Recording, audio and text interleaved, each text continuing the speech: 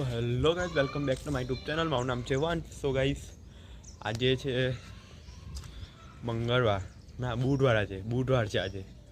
તો બુધવાર છે ને તે આજે હવે આપણા ઉત્તરાયણના 6 દિવસ જ બાકી છે. તો હજુ પતંગ ચગતો છે અત્યારે.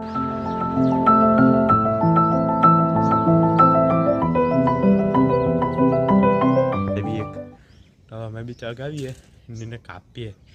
તો નીચે ગઈને જમીએ, પહેલાં જમીને પછી સ્કૂલે જવાનું છે. સ્કૂલે આવીએ કારણ કે આજે ઘણા દિવસ પછી પાછો બ્લોગ કરેલો છે.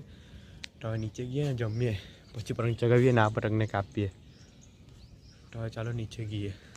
તો ગાઈસ, અમે હવે આવી ગયા છે સ્કૂલે થી ઘરે.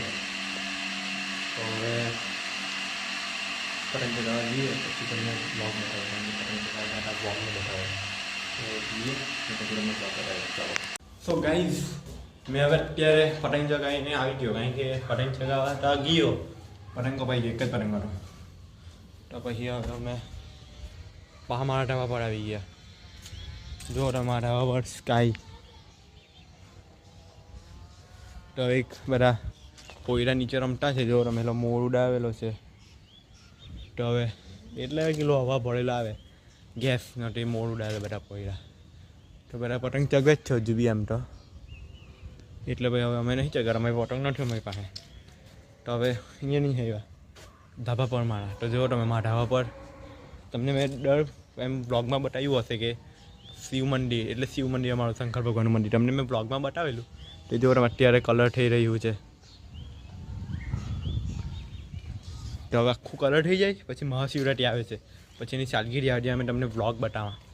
એકદમ મસ્ત કલર થાય છે એનો, મસ્ત બને છે એ રીતે. તો પવન બી મસ્ત ચાલી રહ્યો છે. જુઓ તમે, આટલો મસ્ત પવન હોય ને ત્યારે અમારી પાસે પતંગ નહીં હોય, ને જ્યારે કંઈ પવન કંઈ નહીં હોય ને એટલો તાપ લાગતો ત્યારે બહુ પતંગ હોય અમારી પાસે. આવું થાય છે. તો હવે અમે નીચે ગઈએ, પાછા ખાએ, જમીએ, સ્કૂલે થયા એટલે પછી થાકી ગયો જમીએ, પછી પાછા તમને બ્લોગ બતાવીએ. ચલો. લાકડા બી એમ જ છે.